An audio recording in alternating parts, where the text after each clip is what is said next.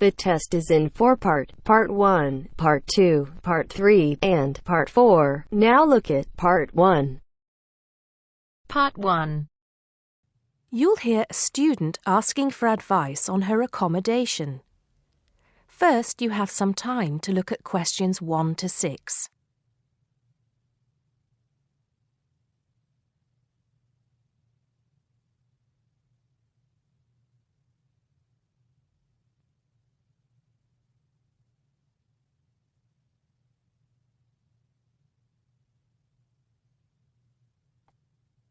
Now we shall begin. You should answer the questions as you listen, because you will not hear the recording a second time. Listen carefully and answer questions 1 to 6. Good morning. So, what can I do for you? Well, it's about the accommodation where I'm staying at the moment. First, can you give me your name and address, please? Yes, I'm Maria Dominguez, and the address is 12 Pine Tree Terrace. It's in Westcliff. I'm staying with 2 other students. There's actually 4 of us in the house, us 3 students and the lady who rents the house to us. So, is there a problem? Well, there are a few, actually. You know, I'm a first-year student, and though I lived away from home for a while when I was studying over the summer in Mexico City, I've never lived abroad, and it's a big change for me. The course is tough, but that's not the main difficulty. I'm coping with that up till now, anyway. The accommodation was arranged for you by our office, wasn't it? It's a nice place by the sea. Okay, but it's difficult. There are only a few buses, and it takes about 50 minutes.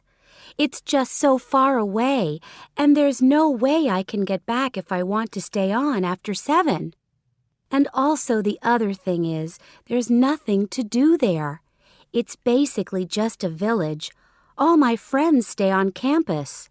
What about the girls you live with? Do you get on with them? Well, when I see them, but one of them is hardly ever there. Mostly she stays in a house with friends. They've got plenty of extra space, you see. The other girl is quiet as a mouse and hardly ever leaves her room.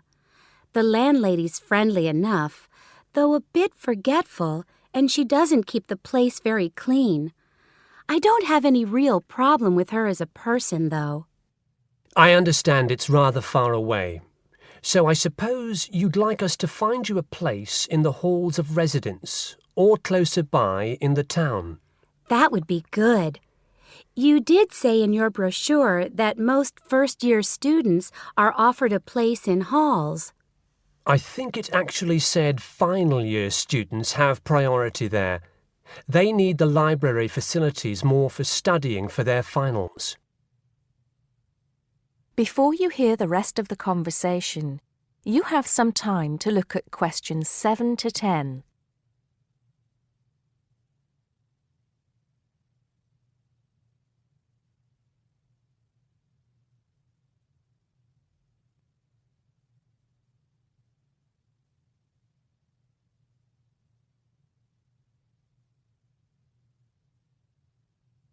Now listen and answer questions 7 to 10. Anyway, let's see what we can do. Just a moment, I'll check what might be free. Sometimes students drop out or move from halls, though we were full at the beginning of term. By the way, have you checked the student notice boards? You know there's one in each of the 4 colleges, don't you? There are often requests for people to share houses, and it can be quite cheap.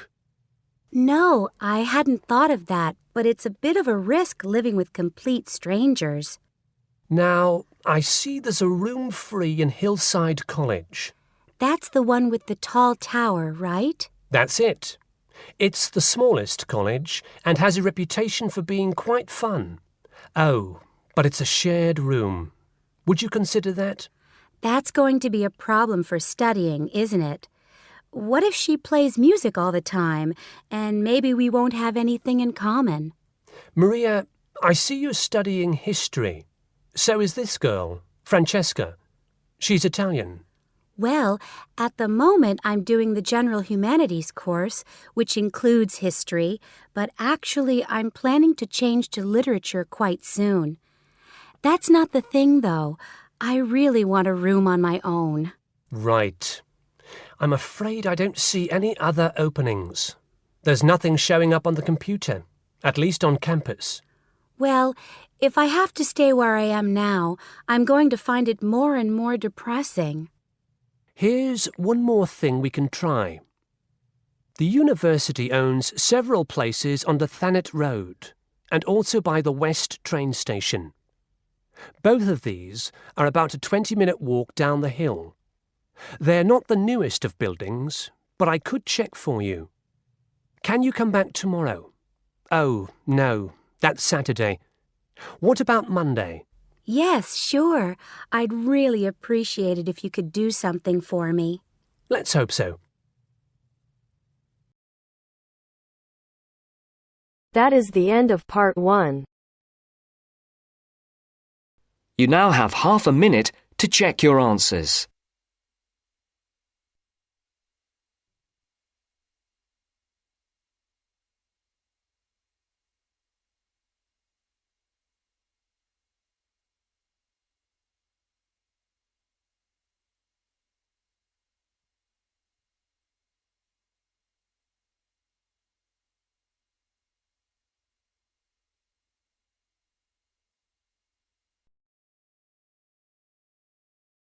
Now turns to part 2. Part 2. You'll hear two teachers discussing a school trip. First, you have some time to look at questions 11 to 16.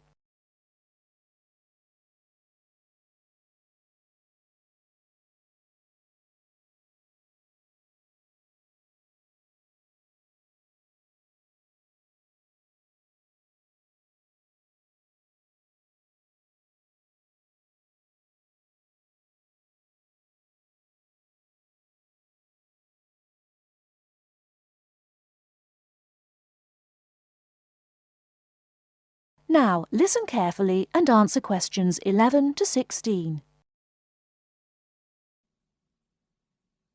Oh, there you are, Paul. Do you have a few minutes? Can we think about this year's school trip? Hi, Jean. Yes, of course. Have you got any ideas? I've been looking through some information, and I've brought a few leaflets with me. Here you are. Okay, thanks. Just remind me when the trip is. Next Friday. We'll be leaving at 9 and be back here at around 4, so we've probably got time to visit a couple of places. Let's see. What leaflet have you got there? Central Gardens. Looks like a nice place. It's open from 9 until 6, so we could go there anytime we wanted, really. What about there in the morning and then somewhere else in the afternoon?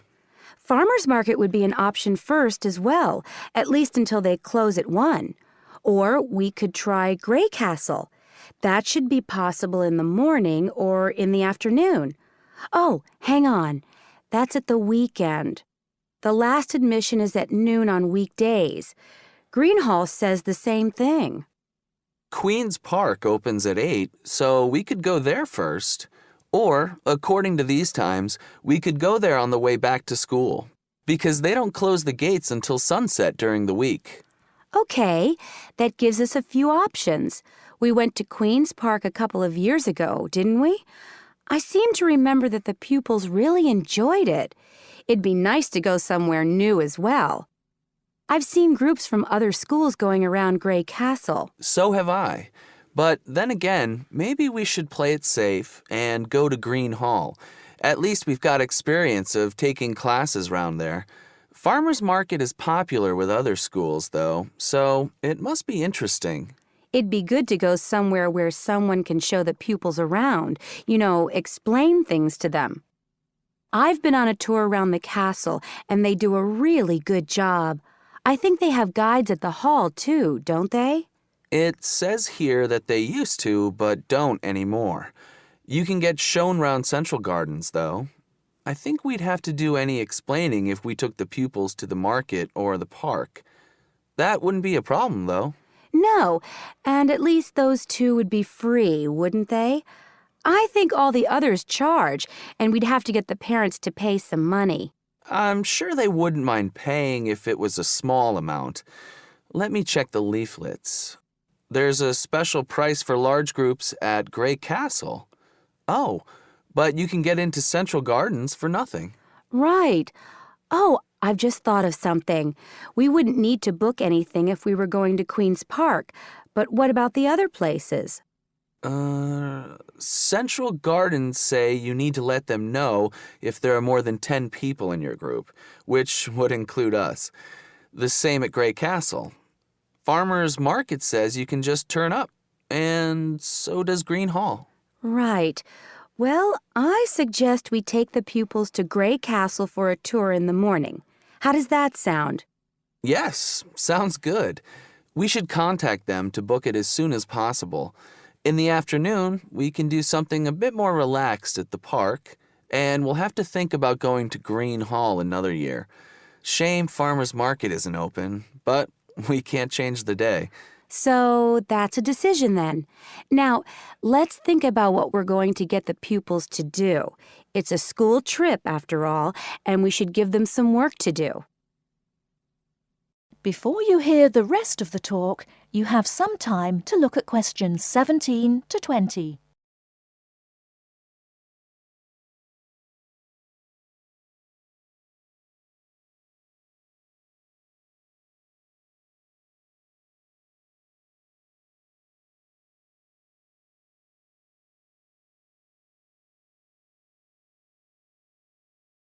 Now listen and answer questions 17 to 20. I think they should know something about the place before they go. That way they know what they're looking at, and they'll be able to write about it better when they get back. I'll put some information together to look at home and give them copies after the next lesson. Good idea. I'll write something for them to do as they're going round the place. We did a quiz last year, and that worked really well. I'll do the same kind of thing this time. Okay. Now, what about the travel arrangements? How are we getting there? What do you think? I remember one year Mrs. Jackson took her group by bus, and that was a complete nightmare. It's quite a long way, isn't it? We could hire a coach for the day, which is what we usually do, or there's the train. It's rush hour, though, isn't it? So it'll be really crowded. And it'll be more convenient for the rest of the day if we've got our own transport. Yes, we'll do that then. Anything else? Oh, we need to let the parents know what's happening. We could ask the office to call everyone. It would take too long with so many. I know when we send a letter home, there are always a few pupils who lose it, but not all the parents have email yet, so I don't think we have any choice, really. I'll write something and take it to the school office this afternoon. Right. I'll go and tell the pupils the good news.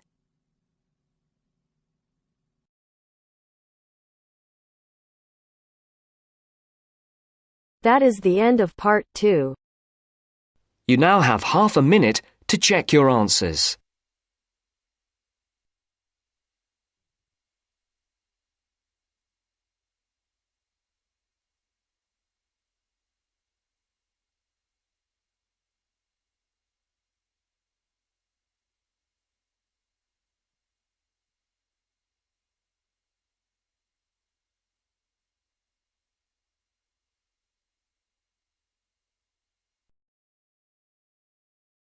Now turn to Section 3. Section 3. You will hear a dialogue between two students, David and Jim. First, you have some time to look at questions 22 to 25.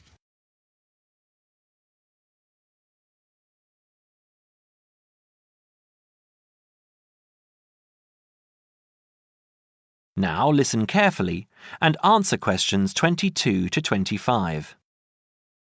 Hi, Jim. Hi, David. I'm glad I found you. I've got a topic for our presentation next month. What is it? I thought it would be a good idea to talk about glass and how it's recycled. That doesn't sound very interesting. That's what I thought, but it is. Did you know that glass has been around since as early as 4000 BC, when glass was used in the Middle East as a glaze to decorate beads? Is it really that old? Yes, and by 1550 BC, coloured glass vessels were widespread and used for cooking and drinking. The earliest known clear glass is a vase found in Nineveh in Assyria, dated from around 800 BC, which is now in the British Museum here in London. You know, I think I've seen that.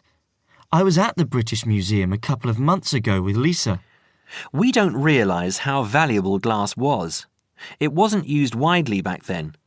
Until the 18th and 19th centuries, glass was very expensive and was used for limited applications, such as stained glass windows for churches. Large-scale glass manufacturing began with the Industrial Revolution, with the mass production of glass containers beginning at the onset of the 20th century, and glass light bulb production automated in 1926. How expensive? I don't know. But nowadays glass is much less expensive and is taken for granted as a packaging material, in addition to its use in windows and other applications. Do you know what glass is made from?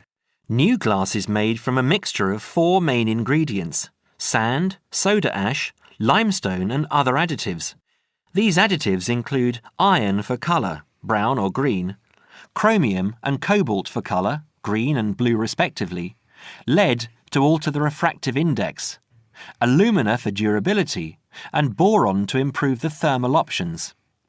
Annually, total glass use in the UK is estimated at around 3.6 million tonnes. Before you hear the rest of the conversation, you have some time to look at questions 26 to 31.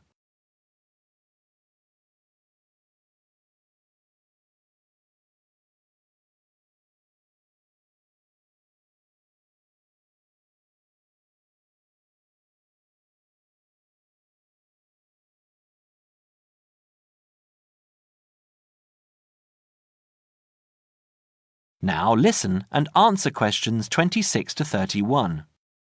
You're kidding. That's phenomenal. What do we do with all that glass? Where does it go? Using present technology, the UK glass industry has the capacity to recycle over 1 million tonnes of glass each year. And this, coupled with the material's unique ability to be infinitely recycled without compromising its quality, creates a compelling case for the recycling of glass. Despite this, glass makes up around 7% of the average household dustbin, and last year over 2.5 million tonnes of this material was landfill. How can glass be recycled? It can be recycled indefinitely as part of a simple but hugely beneficial process, as its structure does not deteriorate when reprocessed. In the case of bottles and jars, up to 80% of the total mixture can be made from reclaimed scrap glass, called cullet. What's it called? Cullet. C-U-L-L-E-T. Cullet from a factory has a known composition and is recognised as domestic cullet. From bottle banks it is known as foreign, and its actual properties will not be known. Recycling 2 bottles saves enough energy to boil water for 5 cups of tea. You know, I wouldn't mind a cuppa now. Did you know that recycling reduces the demand for raw materials? There is no shortage of the materials used, but they do have to be quarried from our landscape. So from this point of view, there are environmental advantages to recovering and recycling glass. For every tonne of recycled glass used, 1.2 tonnes of raw materials are preserved.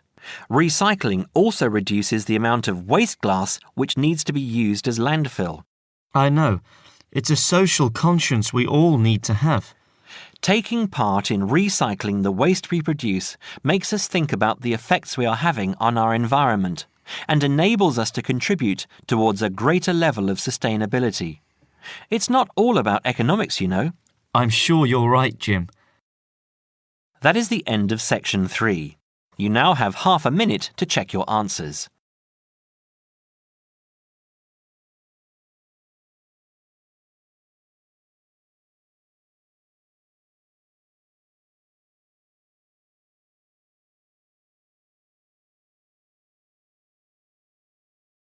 Now turns to Part 4. Part 4. First, you have some time to look at questions 31 to 40.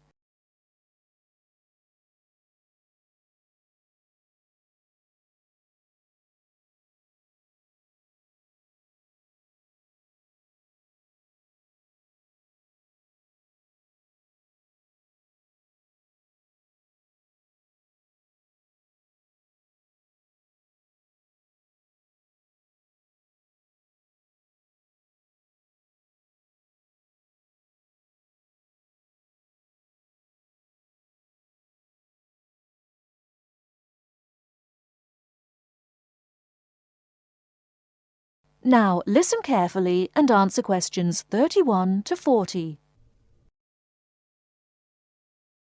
Today I'm going to talk about the city of Barcelona and its architecture. First, the city. Barcelona is a city of some 1.5 million people. It is a port situated on the northeast coast of Spain in the province of Catalonia. The people speak Catalan as their native language, but most are also fluent in Castilian Spanish and some speak English too.